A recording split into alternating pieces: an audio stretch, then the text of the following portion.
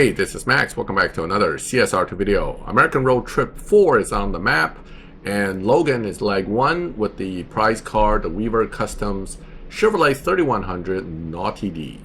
Now, this is a Duality style cup with 60 races. However, you lock in both cars pretty quick by race 14. There are only 2 cars available to use. Cuda, Torc, Weaver Customs, version 1 or 2, or there's a 3rd version, Purple Star also.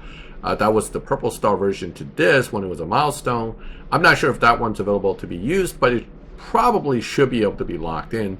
That's one lock in. The other one is the Garret's Rod Shop Barracuda. Now, this is the beginning of the American Road Trip, so it's not quite a money pit yet. That'll come later. What this is kind of a gimme to older players, right? Oh, you'll definitely win this truck. You've been playing long enough. You got those 2 Plymouths built. You should be good to go. For newer players, this is a pit, because what's going to happen is, even if you go dump keys to get those 2 cars, the Cuda and the Garret Shop Plymouth, the problem is you're going to need a lot of fusions, and they're the same brand fusions. Then when you get to the later races, you're going to need stage 6s.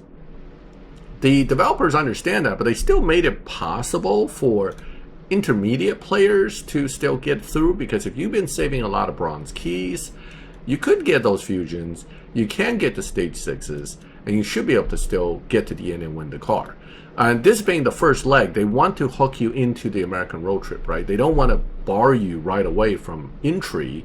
And this is the event that's going to hook you in. This is the one event that I think ultimately you can definitely get through as a free-to-play player with enough resources. After this, things will get more interesting, because the later events, based on what we've seen on Reddit and other sources, it looks like certain lock-ins are going to be paid cars. So those are money makers. And if you're not going to pay, you're not going to play. Or at least you're not going to play to the end. So what about the truck as a prize? Well, unfortunately, based on what I've seen so far of this truck, I don't anticipate it to be any good.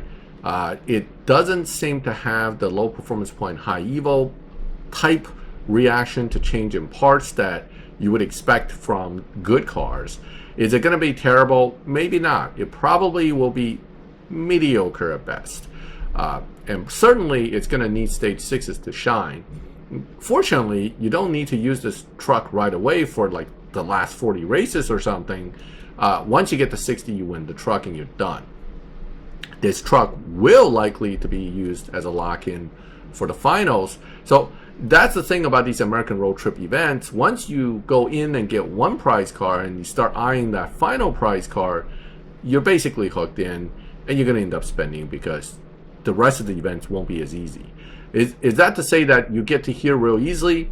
The short answer is you probably get to race 50 pretty easily, maybe with 1 stage 6 full fusions, or maybe 2 stage 6 at best. Where they're going to stop you is right near the end. That's the strategy, and that's actually designed that way because it makes sense to do that, right? The closer you get a player to the final prize, the more likely they're actually going to spend to get through that final 3 races and get the prize. Spending what? It could be resources, it could be keys, it could be real money. But the point is, the closer you get them to the prize, the more likely psychologically they're going to want to finish the event. And that is why it's designed to be easy up to a certain point, and then boom, it gets really hard in the very end here. It's the game, it's the mental game that the developers are playing with the players to get the players to want to go all in. All right, you're always going to have that push and pull between developer desires and players' desires. Developer wants to have a nice Christmas bonus and have good shareholder reports, and players want to play a cheap game that's fun. So we as players just need to know that at least this part of the American Road Trip, you can make it through pretty much for free if you have the right cars and the resources. So that is my take on this particular event. With regard to the 2 locking cars, neither one's really all that great. They're okay, but they're not going to do much for you outside of maybe running a few map events. And the Barracuda can be set up to run in live with the down tune successfully for a little while if you have really good car control, but ultimately it probably will get bumped, and I don't see any Cudas running in live at all. That is because it doesn't win. Okay, it doesn't lobby well, it doesn't win.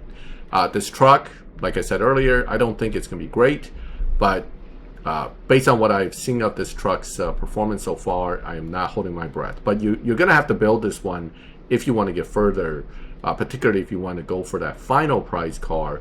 This is likely going to be a required lock-in. All right, so that is my take on this event. Good luck with it. I think, again, it's one that's worth tackling if you're a free-to-play player, because this may be the one prize car from American Road Trip you can get, as the rest of the event seems to be more paywall blocked to free players. Let me know what you think in the comments. If you liked the video, leave a like. If you like my channel and like this kind of update videos, subscribe, hit the bell, and you get notified when I put up new videos. And as always, thank you for watching my videos. I'll catch you next time.